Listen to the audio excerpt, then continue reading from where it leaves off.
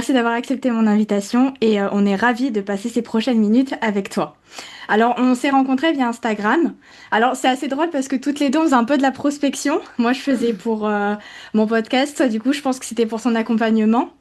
Ouais, je sais plus Euh, du tout, mais ouais, peut-être. et justement, bah, après t'avoir contacté, on a pu convenir de cette réunion. Donc, je suis vraiment ravie de pouvoir discuter avec toi autour de ton parcours, de ton histoire et de tes projets, parce que tu en as pas mal dans différents domaines en plus. Et c'est la première fois que j'ai eu accès à une bibliothèque. Du coup, tu as intervenu vraiment dans pas mal, que ce soit des articles, il y avait des podcasts, des vidéos YouTube, que ce Mhm. soit en mode de interview ou même dans des concepts. Et Ouais. donc là, c'est assez challengeant pour moi parce que mon objectif, c'est vraiment de creuser plus loin que ce qu'il y a déjà. Donc pour ceux qui nous écoutent, vous aurez du coup accès à d'autres passages de Maïli sur YouTube, des articles sur Internet, etc. Donc je vais pas te faire la question classique, présente-toi. J'aimerais que au fur et à mesure de notre discussion, on puisse apprendre à te connaître. Et je pense que c'est hyper important de revenir aux sources et donc à ton enfance. Ok. Si tu devais décrire ton enfance en trois mots, lesquels choisirais-tu et pourquoi? Je dirais solitude, timidité et frustration. Ok. Et pourquoi? Bah parce que, en fait, on va dire depuis l'âge où je suis entrée à l'école jusqu'au moins au collège, voire début de lycée, eh bien, j'étais très très seule. J'étais dans mon coin, j'étais très renfermée, j'avais l'impression de ne pas pouvoir m'exprimer, qu'on s'occupait pas de moi, que j'avais pas d'amis et que j'avais pas ma place. Je pensais ne pas mériter d'exister quand même. J'étais vraiment dans ce sentiment de frustration à me dire, ok, est-ce qu'un jour on va vraiment m'entendre? J'étais vraiment dans cette introspection depuis petite en fait, comment est-ce que je peux faire pour qu'on m'accepte, pour qu'on m'aime, pour qu'on me valide? J'ai cherché beaucoup à justement m'adapter à tout le monde, alors que j'avais juste besoin d'être moi et de m'accepter comme j'étais. Sauf que j'en étais pas capable, je n'avais pas ce recul-là à ce moment-là, évidemment. Donc je dirais, ouais, c'est trois mots assez forts pour décrire mon enfance. D'accord, ok. Cette solitude, tu l'as vécue déjà depuis toute petite? Ouais, ouais, ouais, vraiment depuis toute petite. Ok. Et quel rôle a joué ta famille par rapport à ça? Est-ce que justement c'était quelque chose sur quoi tu pouvais te reposer par rapport à cette solitude que tu ressentais ou pas vraiment? Ben justement pas du tout parce que tout se passait on va dire en établissement scolaire. J'ai été victime de racisme, de problèmes avec d'autres gens, d'autres enfants, etc. Et en fait pendant 10 ans j'ai été harcelée avec différentes personnes en face de moi dans différents établissements scolaires, donc dans quatre établissements différents. Enfin ça a été vraiment une accumulation de tout et mes parents étaient très présents parce qu'ils sont entrepreneurs et qui travaillaient énormément. Et je les remercie hein, évidemment de travailler autant. Mais c'est vrai que en fait, je ne demandais pas plus d'aide parce que je ne voulais pas les déranger et parce que en fait, je pensais que ces problèmes que moi je vivais au quotidien n'étaient pas si importants par rapport aux problèmes que eux ils pouvaient avoir. Ok, d'accord. C'est assez. Enfin, je trouve que les trois mots que tu nous as proposés, c'est assez cohérent avec, en tout cas, ce qu'on peut ressentir quand, par exemple, on te suit sur les réseaux sociaux. Parce qu'on a vraiment l'impression que, en fait, au cours de ta vie, tu as fait des choix, mais en te reposant sur personne. On sent que tu as pris ces responsabilités-là et que ça fait de toi la Mélie que tu es aujourd'hui. Euh, Il y a la présence de ton frère que l'on aperçoit en tout cas dans tes premières vidéos YouTube, parce qu'il faut savoir que ta première vidéo, tu l'as faite à 7 ans. Et c'était en tout cas des moments que tu partageais avec ton frère. Quelle place il a occupé dans ta vie, Et en fait, c'est surtout ça, c'est que c'était ton grand frère, c'est bien ça? Ouais, Ok. on a 11 mois d'écart. Donc vraiment, on est limite jumeaux et j'ai passé beaucoup de temps avec lui parce que en fait, on était dans les mêmes classes, dans le même niveau scolaire. Donc on a été longtemps ensemble.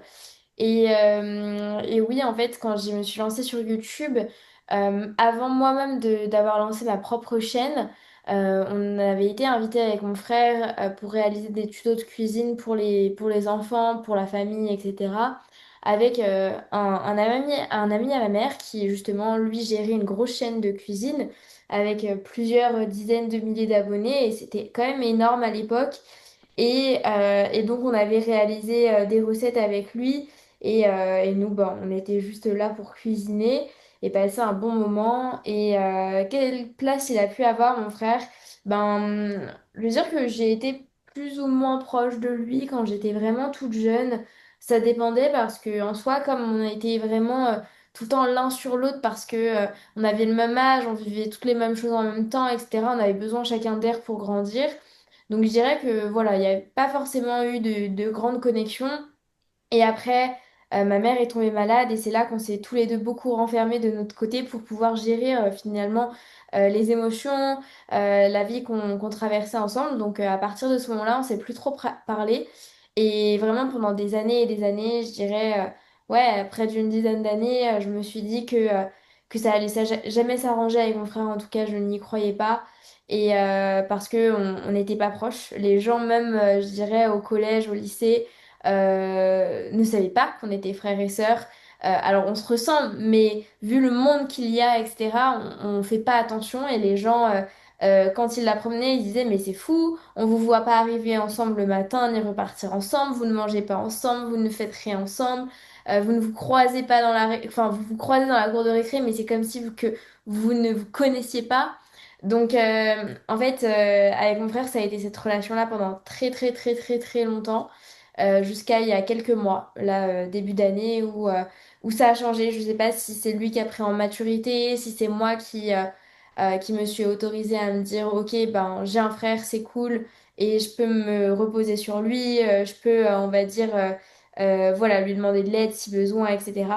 Donc, il y a eu vraiment, je dirais, une grosse euh, situation avec mon frère depuis petite parce que bah en fait même si ça a été mon frère il y avait certains moments où on se parlait pas du tout, on se connaissait pas, on est très très différents l'un de l'autre, on est les extrêmes sincèrement. Donc voilà, donc mon frère a pas vraiment joué un grand rôle, je dirais, dans ma vie depuis petite parce que finalement, il n'était pas de un présent, mais moi non plus, j'étais pas présente pour lui et je pense que je lui ai laissé aussi tout simplement pas la place pour exister dans ma vie.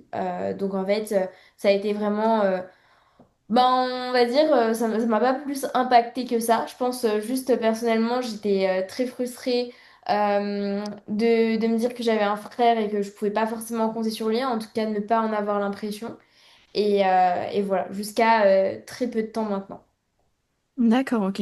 On peut, enfin, s'imaginer que avoir son frère à ses côtés ou même ses parents du coup, mais donc avoir cette situation un peu compliquée avec son frère et puis ses parents pas très présents, ça devait forcément appuyer un peu cette solitude que tu avais, de te dire bah moi j'ai les gens autour de moi, mais j'ai pas vraiment l'impression que je peux m'appuyer sur eux.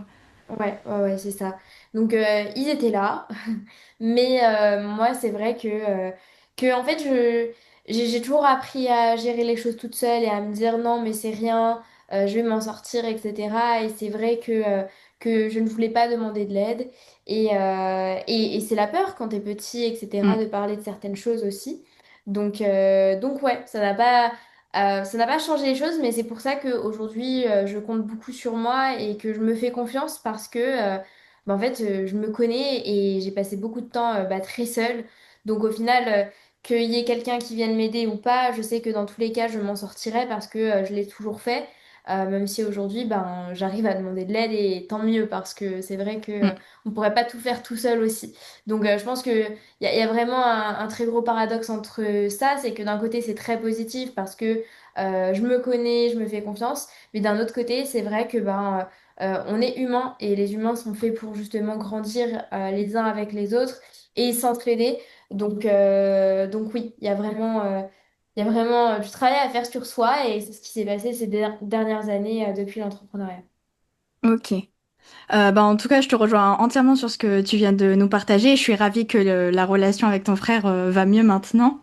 Je voulais revenir un petit peu sur ta chaîne YouTube, parce que Ouais, du coup, tu as lancé. Alors, j'avais pas saisi le fait que tu étais passé sur une chaîne de quelqu'un d'autre pour les recettes et les vidéos que tu ouais. partageais avec ton frère. Mais donc, ta chaîne personnelle, c'est bien à 7 ans que tu l'as lancée?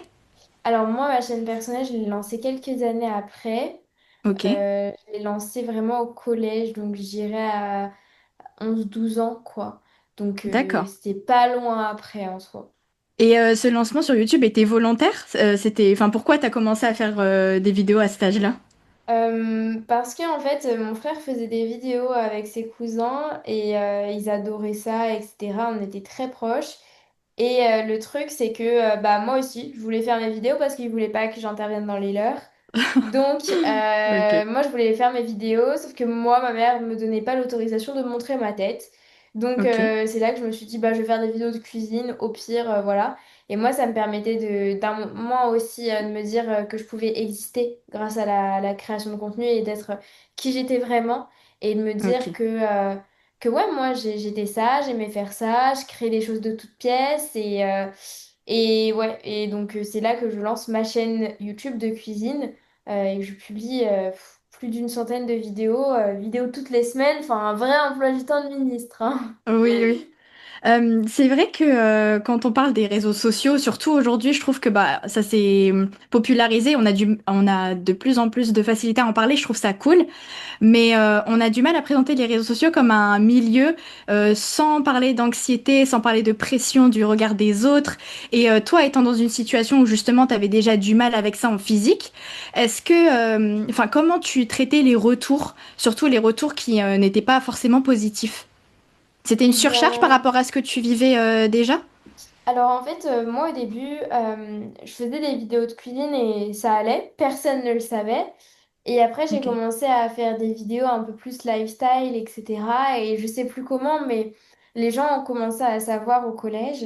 Et ce qui s'est passé, c'est que dans ma classe, je dirais, ouais, cinquième ou quatrième, il y avait des filles dans ma classe qui commençaient à en entendre parler, et qui étaient là en fait, qui me disaient, ouais, Mélie, tu pourrais faire une vidéo sur ça pour moi, etc. Et du coup, moi, je trouvais ça incroyable parce que on s'intéressait enfin à moi, à ma chaîne et tout, et je me disais que c'était trop bien. Sauf que clairement, elles se foutaient de ma gueule. Et donc, du coup, je me suis fait harceler par ces filles-là après, progressivement. Je pense qu'ils n'avaient pas le cran, justement, de faire ce que je faisais. Et je me suis fait harceler par ouais, 3-4 personnes dans ma classe. Et tu sais, quand tu es au collège, tu as un plan de classe, donc tu ne peux pas Mm. changer de place comme ça. Donc vraiment, j'ai eu de gros soucis et c'était très dur parce que bah oui, je ne gérais pas ça avec mes parents, évidemment. Donc j'essayais de voir les profs principaux, j'en ai jamais vraiment plus parlé à mes parents. Jusqu'à que mes parents, enfin surtout ma mère, soit au courant parce que soit le collège va appeler ou soit moi je vais, Mm. enfin elle va comprendre qu'il y a un truc qui va pas parce qu'il y a des mots qui passent dans mon carnet ou des trucs comme ça. Ok. Et c'est là que ouais, moi je demande justement à qu'on me change de place, qu'on me change de classe, etc. Ça se passe pas forcément, mais ouais, j'ai des premiers retours comme ça. Et les retours qui me choquent le plus, c'est que bah en fait, il y avait aussi les mecs ou les meufs très populaires justement du collège qui justement bah, s'amusaient à parler de moi et à lancer des rumeurs un peu du style oh elle a une chaîne YouTube et ceci et cela, oh elle a fait une vidéo sur ceci, cela. Et donc en fait c'est vraiment vraiment très enfantin je trouve ces comportements-là. Mais ouais, du coup je m'en prends un peu beaucoup à chaque fois que je passe dans certains couloirs, enfin tu vois on entend derrière toi c'est elle qui fait des vidéos YouTube. Et je te jure que plus tard, c'est même arrivé dans des magasins en ville. Donc, je suis dans une petite ville qui s'appelle Le Mans. C'est pas énorme, mais ça m'est déjà arrivé de rentrer dans un magasin et que les vendeuses aient parlé en mode ah, elle a une chaîne YouTube. Donc, tu vois, c'est plein de petits Ok. trucs comme ça qui te dit, ben, en fait, moi, d'un côté, quand t'es jeune, tu vois ça comme positif, en mode il y a des haters, du coup, où il y a des gens qui te connaissent, tu vois, c'est la preuve que, Mm. voilà.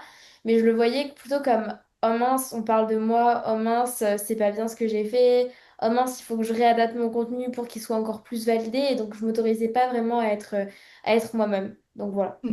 D'accord. Cette situation, ça s'est déroulé alors que tu étais au collège, c'est ça? Non, plus après au lycée, je dirais, ouais, ou fin Ok. de collège, mais ça a été quand même assez vite, donc tu vois, il y a eu plein de situations comme ça. Ouais. Ok. Et il y a eu une période où ça s'est mieux passé avec Et les autres ou ça a duré? Ça a duré quand même beaucoup de temps parce que j'ai publié plus de, je dirais, 150, 200 vidéos, donc toutes les semaines, pendant 2, 3 ans au moins, j'étais bien régulière. Mhm. Et après, j'ai arrêté pendant un an à peu près parce qu'il y avait le bac, etc. Et après, j'ai repris de temps en temps, mais sans plus, j'avais un peu lâché parce que justement, tout ça, ça m'avait freiné. Et puis d'un autre côté, j'avais aussi mes études. Et en fait, j'étais plus passionnée parce que j'avais toujours peur un peu plus du regard des autres et ce qui Ouais. allait se passer. Quand tu es au lycée et que tu as l'opportunité de tout redémarrer à zéro, alors que moi, pendant des années, j'avais les mêmes potes, j'avais tout ça, j'avais toujours voulu changer d'école, de lycée, etc. parce que ça n'allait pas. Et ben en fait, là, tu te retrouves dans une nouvelle ère où tu peux être vraiment qui tu veux. Et je pense que à ce moment-là, on se dit toujours, ouais, le lycée, ça va être quelque chose, c'est le moment où tout va changer. Et Mhm. franchement, pour moi, ça a été une libération d'avoir vraiment, pour la première fois de ma vie, des personnes avec qui je rigole vraiment, pour qui je suis et avec qui je peux être à 100%. D'accord, ok. Moi, face à ce que tu me partages, je peux juste être admirative parce que, en fait, je trouve ça ouf. Aujourd'hui, tu accompagnes des auteurs, tu es coach d'auteurs, c'est ça, et porte-plume. Donc, Ouais, tu très très accompagnes bien. les auteurs que ce soit dans la réflexion, dans la rédaction et dans la publication de leurs ouvrages. Ouais. Donc, forcément, cet accompagnement va te demander de partager de ton temps, de tout simplement être disponible pour les autres. Comment quelqu'un qui a vécu autant d'années ces souffrances, que ce soit le harcèlement scolaire, mais aujourd'hui, on sait qu'il y a plein d'autres choses et que c'est quelque chose qui reste quand même assez fréquent, comment ne pas transformer toute cette violence en haine? Hum, je dirais que j'étais à chaque fois, j'avais un petit espoir, tu vois, de me dire, ça peut peut-être aider quelqu'un, ou en tout cas, moi, ça m'aide. Ça m'aide d'avoir une routine, ça m'aide à me dire que je peux exister et que peut-être que je vais aider une personne, ou même, en fait, ça m'aidait moi-même, avant tout, d'avoir ce rythme et de me dire, de me donner l'opportunité d'exister, d'une autre manière, que je pourrais pas avoir dans la vie. La caméra, c'était pour moi un vrai échappatoire de me dire, en fait, je suis derrière la caméra, je peux être qui je veux. Le montage, je le fais comme je veux. Si je veux mettre la musique que je le fais. Et juste ça, c'était vraiment très libérateur pour moi. Et que la vidéo soit postée, je dirais, en public ou en privé, ça me libérait d'un poids, mais énorme, tu n'imagines pas. Et Mm. donc, en fait, c'est ça qui m'a donné le plus envie de continuer. Et aujourd'hui, ouais, est-ce que je ne l'ai pas transformé en haine? Et je sais pas si ça aurait été vraiment le cas ou quoi, ou ça arrive, mais je l'aurais pas transformé en haine parce que en fait, ça m'a énormément servi et j'en suis ultra reconnaissante. Et je sais que en fait, c'est plus une force que un sac d'émotions que je vais rejeter sur n'importe qui. Ça sert à rien, tu vois. Mais je le vois vraiment Ok. comme une force. Et depuis que j'ai écrit mon livre, ça a été un moyen aussi de m'exprimer, que ce soit le livre, que ce soit... J'ai fait plein de petits trucs pour justement me créer ma place. Mon livre m'a permis de trouver une porte de sortie à tout ça. Et je pense que ça a été la meilleure chose que j'ai pu faire de toute ma vie, parce que c'est ce livre qui m'a permis de complètement faire basculer ma vie. Et je te le dis parce que pendant des années, justement, j'ai cherché cet outil. J'ai cherché cet outil qui pouvait me permettre de switcher et de passer de la fille timide, harcelée, etc., à la meuf qui, ok, existe, a un message, veut aider les gens et est là pour quelque chose.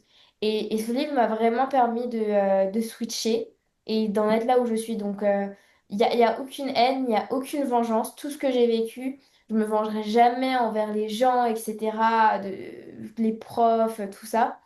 Par contre, moi, j'ai appris et ça, je peux que en être reconnaissante. Tu présentes le livre d'une façon qui est juste ouf. Je trouve que la lecture, que ce soit enfin les livres, pardon, que ce soit pour la lecture ou pour l'écriture, c'est juste un objet de transmission magique. Comme tu Mm. l'as dit, on peut transformer ce qu'on ressent, on peut le transmettre. Et au-delà même de parler, par exemple, de son parcours ou de ce qu'on a vécu, on parle aussi de transmettre des émotions, etc. Et justement, en parlant de livres, donc là, quand tu parlais du tien, c'était La confiance fait tout, j'imagine, le premier que tu as écrit. Ouais. Et justement, cet amour pour la lecture, si je me trompe pas, il te vient grâce notamment au bac de français, non? Ouais, c'est ça. Bah, je tombe dans la lecture à ce moment-là. Et c'est là que je me dis, ah, c'est bien. Je peux me créer un monde imaginaire, je peux me focaliser sur autre chose, je peux décrocher un peu de la réalité. Mhm. Et c'est là que je commence à aimer la lecture, mais même si c'est des œuvres au programme qui sont absolument, enfin, je vais pas dire nulles, mais enfin, en tout cas, elles me captivent pas plus que ça, mais je me dis, Ok. waouh, la lecture, ça, j'aime bien. Et donc, Ok. c'est là que, oui, je tombe rapidement dedans et je sors mon livre dans l'année. Ok. Et justement, par la suite, après, on va dire cette révélation, tu t'es mise à farfouiller un peu dans la bibliothèque de la maison. Et c'est là où Ouais. tu t'es tombée sur des livres de dev perso, notamment que tes parents avaient lus, c'est ça? Ouais, ben ma Et mère donc, elle avait vécu une maladie, donc elle avait, tu sais, les petits trucs du bonheur, positive oui. attitude, enfin, que des trucs comme ça. Et donc je tombe sur ça, hein, les trucs vraiment très, très bêtes, très basiques. Et c'est là que je me dis, waouh, attends, mais c'est trop bien, genre. Et donc, ouais, et là je commence à tomber dedans, vraiment les deux pieds dans le plat. Et tu dirais que c'est le développement personnel qui t'a entièrement transformée? Je dirais pas que c'est le développement personnel, mais c'est les actions que j'ai prises par la suite. Parce que je pense que le développement personnel m'a permis de croire. Et tu vois, cet espoir-là que je nourrissais depuis petite, c'est de me dire que non, je peux vivre la Mhm. vie que j'ai envie d'avoir, je peux m'autoriser à rêver, je peux m'autoriser à réaliser ce que je veux, je peux peut-être servir à quelque chose et aider quelqu'un. Bah, en fait, le développement personnel me l'a confirmé, m'a dit oui, on peut réaliser ses rêves, oui, on peut être heureux, oui, on peut faire des choses qui nous font vibrer. Et c'est le fait d'être passé à l'action derrière via mon Mhm. livre qui m'a permis de me dire ah ouais, ça veut vraiment dire quelque chose. Et c'est là que je me suis dit ouais, là, le développement personnel m'a beaucoup apporté, mais surtout parce que j'ai écrit mon livre. Justement, quand on a parlé du bac de français, je voulais te poser une question, mais à ta Ok. réaction, j'ai déjà eu la réponse sur les livres qu'il y avait au programme. Moi, je suis passionnée de lecture. Alors, j'avais commencé en cinquième par le dev perso, pareil. Le premier livre que j'ai lu, c'était L'autoroute du millionnaire de MJ Desmarco. Je sais pas si tu l'as Ok. lu. Oui, oui, j'ai lu. Oui. Après, oui. Donc, c'est ça. Bah, lui, c'était le premier que j'ai lu. Et après, j'ai lu Comment se faire des amis de Dale Carnegie. Donc, pareil, un classique. Et moi, je sais que j'étais très. Enfin, je suis quelqu'un qui est très dans l'information. J'avais besoin de tout le temps me nourrir, tu sais, intellectuellement parlant. Et j'ai Ouais. eu du mal à passer à des livres un peu plus imaginaires, tu sais, qui te demandent de te mettre dans l'univers du personnage principal, etc. Et Mhm. personnellement, c'est vraiment la littérature française qui m'a permis, notamment Maupassant, qui m'a permis de faire ce passage-là. Il n'y a aucun, par exemple, livre que tu as eu au programme et qui t'a particulièrement marqué? Hum, non, je dirais pas, mais j'ai lu La Princesse de Clèves, il me semble. Ce livre était tellement long à lire. Dis-toi que j'avais pas l'habitude de lire avant. Et quand t'as des noms des personnages, j'avais fait des arbres Oui, généalogiques et oui. tout. Et c'était très très compliqué de comprendre. Et je sais que j'avais regardé des résumés et tout. En fait, j'étais passionnée de... C'est comme une énigme, tu vois. C'était même pas l'histoire, je m'en fichais. C'était une énigme d'arriver à comprendre ce livre. Ouais. Et donc, ouais, il y avait quelques livres comme ça qui ont pu me marquer, mais sans plus, je dirais. Et entre-temps, est-ce que tu t'es ouvert à d'autres genres littéraires que le développement, enfin, que le domaine du développement personnel? Eh Ou bien, je non suis du tout? surtout pas dans le développement personnel, après dans le business et dans l'immobilier. Donc, tous ces Ok. livres-là. Et après, je suis allée au Salon du Livre de Paris. Alors, dis-toi que déjà, avant, j'aimais pas la lecture. J'allais jamais dans les librairies ou quoi. Enfin, c'était rare. Et là, je commençais à aller faire des salons du livre et tout. Donc, je suis allée au Festival du Livre de Paris. Et c'est là que je me suis dit, bon, il y a le book talk, tu vois. Il y a toujours le book talk qui parle de livres et enfin, c'est l'endroit sur TikTok qui te permet vraiment de poster au Mm. sujet des livres. Et je me dis, mais il faut que je comprenne cet univers. Et il y avait beaucoup, beaucoup de filles ou même d'hommes qui parlaient de romance. Genre, Ok. ce livre, il est bien, ce livre, il m'a Oui, fait oui. ressentir des émotions, etc. Et machin et trucs. Et donc, je me suis dit, bah, il faut au moins que je teste. Et là, je prends une romance, je sais plus du tout ce que c'est. Et je rentre de Paris, donc je suis pas de Paris, donc j'ai 1 heure de train.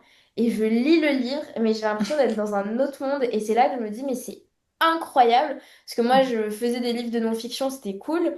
Mais la fiction, c'était fou. J'avais jamais compris ça. Et donc, ça m'a permis à ce moment-là de vraiment me dire, waouh, Euh, Tu peux faire ressentir des émotions dans un livre, enfin, c'est fou. Donc voilà, c'est à ce moment-là surtout que je découvre la non-fiction et c'est là que je creuse un petit peu le sujet et je vois aussi des moyens d'améliorer les manuscrits des auteurs qu'on accompagne. Mais Mhm. voilà, c'est tout. Ok. Si demain, Maïli, il y a quelqu'un qui vient te voir et qui te dit, bon, bah, je m'intéresse de fou au développement personnel, est-ce qu'il y a un livre que tu me conseillerais par lequel je devrais commencer? Tu proposerais lequel? Au développement personnel, Ouais. hum, il y en a beaucoup qui sont bateaux et j'ai juste pas envie de recommander un livre de plus.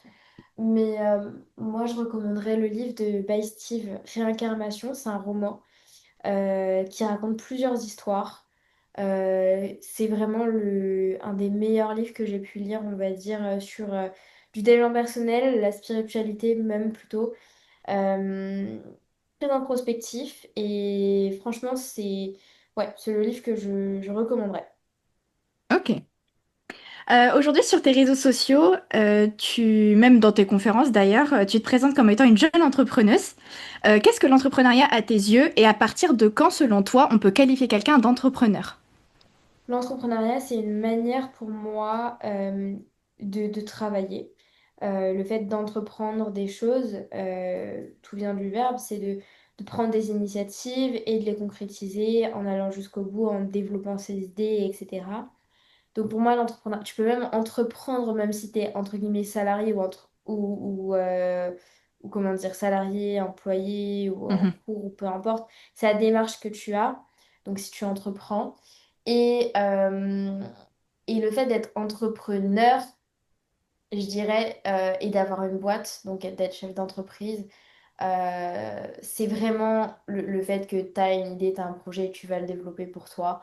Donc, moi, je le définis plutôt comme ça. Aujourd'hui, je me qualifie plus un peu de chef d'entreprise ou je dirais plutôt investisseuse parce que je suis plus du tout freelance. J'ai même été freelance que un mois dans ma vie. Donc, Ok. j'ai une équipe et en fait, c'est pas du tout les mêmes responsabilités. Que tu aies une entreprise qui fasse quelques dizaines de milliers d'euros par mois ou une entreprise qui fait des centaines de milliers d'euros par mois, c'est plus du tout la même configuration que si tu étais seul et indépendant. Mm. Je me qualifie plus de ça et beaucoup moins aussi en tant que coach d'auteur parce que bah, c'est même plus moi qui coach les auteurs, c'est d'autres personnes dans l'équipe. Mais vraiment, je dirais que c'est voilà, c'est les qualificatifs que j'aurais aujourd'hui. C'est une personne qui veut développer un projet, qui a quelque chose à vendre et qui va faire en sorte de le vendre. Ok. Étant jeune, t'es rentré un peu dans cet univers grâce, comme on l'a dit tout à l'heure, à l'écriture de ton livre, le premier livre, La confiance fait tout, Ouais. qui est aux éditions Les Trois Colonnes, c'est ça? Ouais, il a Donc été aux j'ai... éditions et là je l'ai réédité en auto-édition. Ok, Mais ouais. ok. J'ai vu qu'il était disponible sur Amazon Ouais, il est aussi. disponible partout. Ok, donc on mettra le lien bien sûr en description de ce podcast. Tout d'abord, à qui s'adresse ce livre? Alors ce livre, c'est vraiment pour toutes les personnes qui veulent se lancer dans le développement personnel, qui aiment pas trop la lecture même, mais qui veulent voilà, en savoir un petit peu plus et avancer. Ok. Et du coup, tu mets vraiment la confiance en soi au cœur de ce livre-là. On voit à travers déjà ce que tu viens de nous partager que c'était pas évident pour toi de la trouver, cette confiance en toi.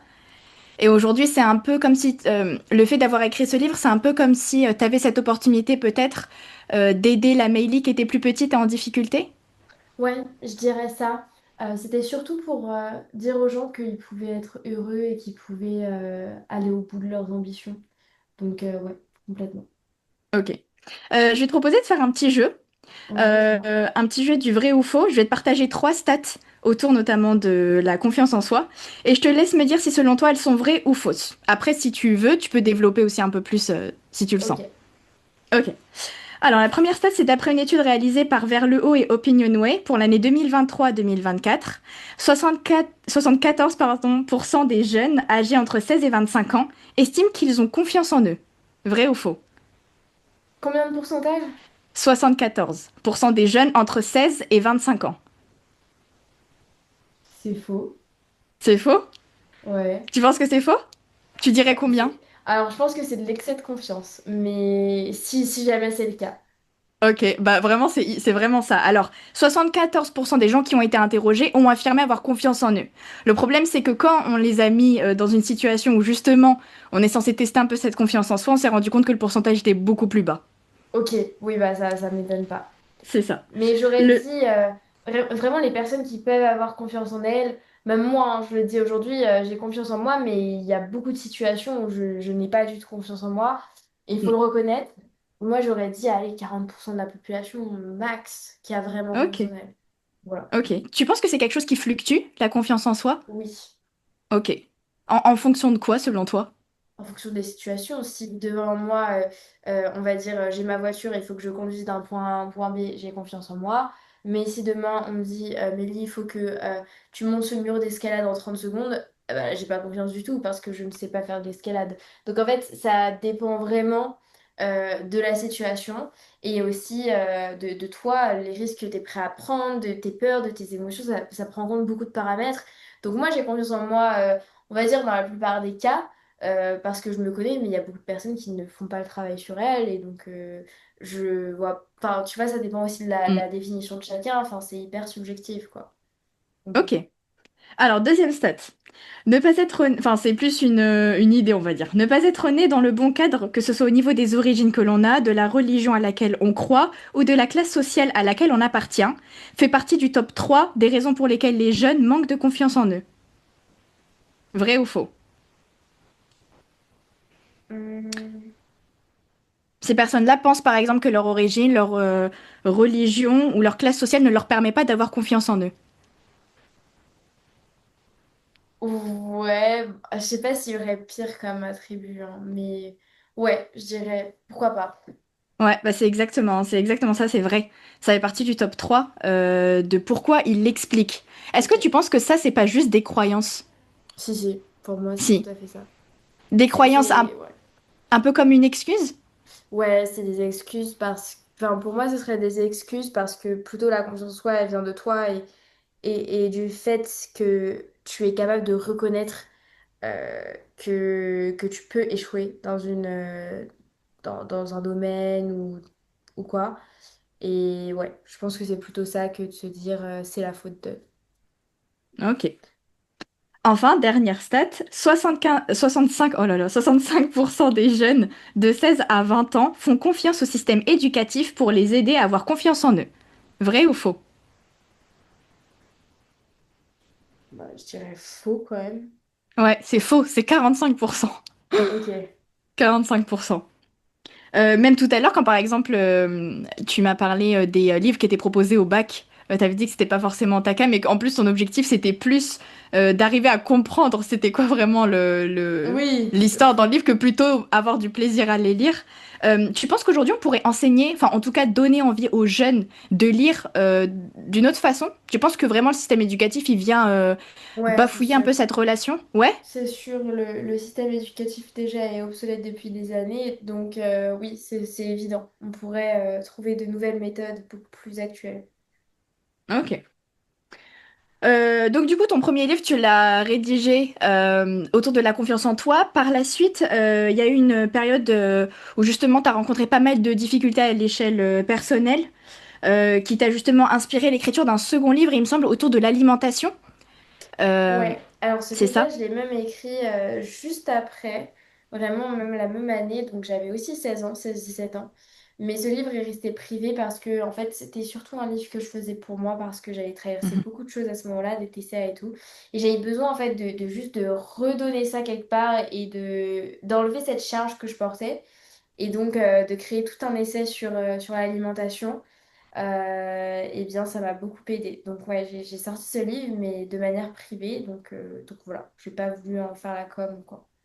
Ok. Cette période justement que tu as eue avec les TCA, il y a eu aussi des crises de boulimie, il me semble. Ouais.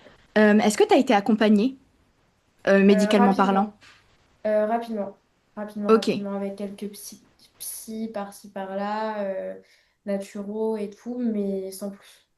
Ok, c'est parce que toi, tu voulais pas? Non, c'est parce que j'ai pas trouvé l'aide adéquate, je dirais. Et Ok. parce que ça a duré 1 an, enfin, je dirais même 3 ans. Mais en fait, quand c'est devenu vraiment problématique, j'ai testé quand même plein de choses. Et J'ai pas nécessairement besoin d'aller au-delà. D'accord. Aujourd'hui, donc, il me semble qu'il y a un de tes derniers livres, c'est Le pouvoir d'un livre, non? Le Ouais. dernier que tu as écrit. Et par la suite, tu écris bien sûr des livres, des e-books pour ton accompagnement que tu offres, c'est ça? Oui, bah j'écris en tant que prête-plume aussi, si besoin. Ok. Prête plume, c'est-à-dire que en gros, tu écris enfin, pour quelqu'un, c'est Ouais, ça? c'est ça. Ok, d'accord. J'ai regardé dans un de tes passages sur la chaîne de Jordan Girbon, si je j'écorche pas son Ok. nom. Tu parles d'un livre que tu as écrit juste après. Alors non, j'ai peur de dire une bêtise. Je sais plus si c'était juste après celui sur le pouvoir du livre ou juste avant, sur lequel tu parlais du marketing. Et en fait, tu dis t'être pris un mur. Pourquoi tu dis ça? Oui, je parlais d'un livre sur le marketing avec Sébastien Hanouna, donc un livre sur lequel j'ai bossé.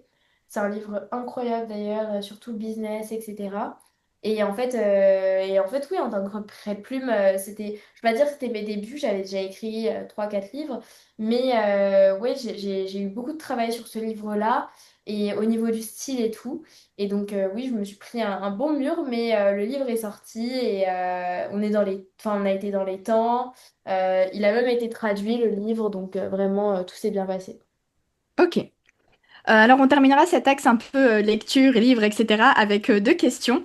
Donc là, on parlait justement du fait d'être prête-plume. Tu as eu différents clients, tu as cité bon, bah, des gens qui étaient dans l'entrepreneuriat. Moi, vraiment, ce qui m'a interpellée, c'est quand tu as parlé d'un moine Shaolin que tu as accompagné. Ouais. Alors, je trouve déjà que c'est un truc de zinzin de pouvoir écrire pour un moine Shaolin. Mais au-delà de ça, sur des sujets hyper niches, et surtout quand on pense au livre comme un moyen de transmettre les choses de façon la plus authentique possible, comment tu arrives à rédiger et à transmettre exactement les idées que voulait la personne de base? Je dirais que j'arrive beaucoup à m'adapter aux gens. Je pense que je le tire depuis mon enfance où j'ai toujours cherché à être un vrai caméléon. Et Ok, du coup, je me suis toujours bien adaptée au style. Et là, à ce moment-là, c'était un livre, on va dire à peu près de 400 pages à 4 si tu veux, pour te donner une idée en tête. Donc, c'est une ramette de feuilles, hein.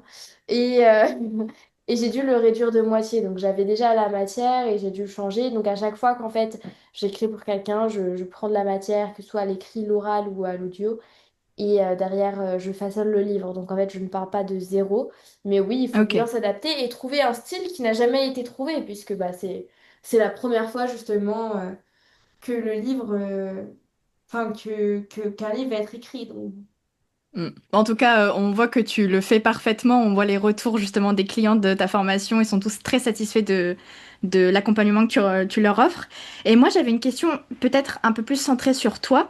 Mais déjà, tu as eu cette chance de pouvoir transformer ta passion pour la lecture en un réel projet professionnel. mhm. À côté de tes accompagnements, là, du coup, tout à l'heure, tu parlais, enfin, tu disais que c'était d'autres personnes maintenant que tu avais au sein de ton Ouais, équipe qui a accompagné. Donc, tu formes également.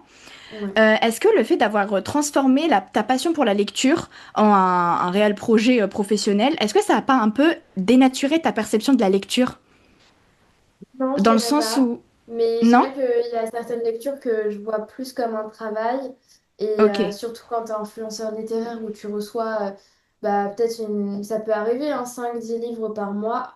Ça va vite. Donc en fait, entre les livres de tes clients, les livres que tu as à communiquer et tout, ça fait énormément. Oui, exactement. Donc voilà, donc c'est plus comme une tâche, mais au final, bah, en fait, tu es obligé de rien et ça dépend en fait de comment est-ce que tu prends les choses. Donc voilà, c'est tout. Donc en tout cas, tu t'arrives à jongler et tu as encore préservé cette passion pour la lecture. Oui, ça va. Ok. Bon, du coup, on a parlé de ton enfance, de tes différents accomplissements, surtout autour de la lecture, de ton activité principale. Aujourd'hui, tu as ça, mais pas que, puisque il y a d'autres, tu touches un peu à tout, t'es hyper polyvalente. Mhm. Euh, T'as participé à de nombreuses conférences, d'ailleurs, que toi-même tu as organisées. Il y en a une récemment qui a été faite, non? J'ai suivi un petit peu. Oui, j'ai organisé un événement là samedi dernier. Ok. Et donc, il y a eu à côté de ça, bon, les passages radio auxquels j'ai pu avoir accès. T'as fait pas mal de rencontres. Oui. Est-ce que, est-ce que t'as pas été rattrapé un petit peu par cette mauvaise période que t'avais vécue à l'époque? Non, pas du tout. Je dirais que c'était un renouveau et c'est le moment où j'ai pu avoir enfin des gens qui me reconnaissent comme je suis vraiment. Donc non, pas du tout. Ok. Comment tu vois le networking? Bah, comme une manière de justement me faire de nouveaux amis, en plus que du business, évidemment. Ok, donc pas que business, le networking. Non, non, non, pas du tout même. Ok. Et si tu devais par exemple l'évaluer, on va dire le mettre sur 100 enfin, sur une échelle jusque 10, tu mettrais l'importance de networker à combien pour réussir dans l'entrepreneuriat? Je dirais, je dirais 5 parce que ça peut être contre-productif. Il faut savoir que moi je suis Ok, de base casanière et introvertie, donc bon, tu prends pas les meilleurs conseils. Mais ok, parce qu'en fait, il y a un moment où tu dis le réseau c'est très bien, mais le plus important c'est la qualité de ton réseau. Et donc si tu ok. te dis networker pour networker et que tu vas networker avec plein de monde, au final ça te défocus plus que autre chose. Mhm. Et donc c'est pas nécessaire. Donc Hyper vaut mieux, pertinent. ouais, vaut mieux avoir le bon réseau. Ok. Certaines personnes t'ont un peu tendu la main. On voit dans ton parcours qu'à un moment tu as cherché un peu, enfin tu as cherché, je pense que c'était plus l'opportunité qui est venue à toi, mais pour monétiser un peu ce potentiel que tu avais avec la lecture, ouais, avec la lecture. Et c'est à ce moment-là que tu as été un peu démarché par quelqu'un pour te mentorer, c'est ça? Hmm, non, pas forcément. J'ai pas eu vraiment de mentor, moi, donc non, pas trop. T'as pas été accompagné? Non, pas par un Ok, mentor, en tout cas. J'ai eu des coachs, mais non, pas de mentor. ok, d'accord. Parce que justement sur un des passages, on voyait justement que d'un côté, en tout cas c'était la discussion que tu avais avec la personne qui t'avait interviewé, tu étais sur en même temps ton BTS immobilier, le lancement de deux entreprises, donc une pour justement ton Ah oui, accompagnement, une autre. ouais, ouais, j'ai été coachée par des personnes pour lancer mon business. Ok. Et c'est à ce moment-là que tu as vraiment commencé Ouais, à, on va dire, construire une offre autour de... ouais, ouais, ouais, c'est ça. Ok. Si ce podcast t'a inspiré et t'a plu, partage-le à un ami que ça aiderait. Réécoute ce podcast autant de fois que tu en ressens le besoin et envoie-moi un message sur Instagram, maily.auteur, ça me fera très plaisir. Et si ce podcast t'a aidé, laisse-nous un avis 5 étoiles, ça nous encourage fortement à continuer. L'équipe Mercy te dit à bientôt et on t'envoie plein de good vibes.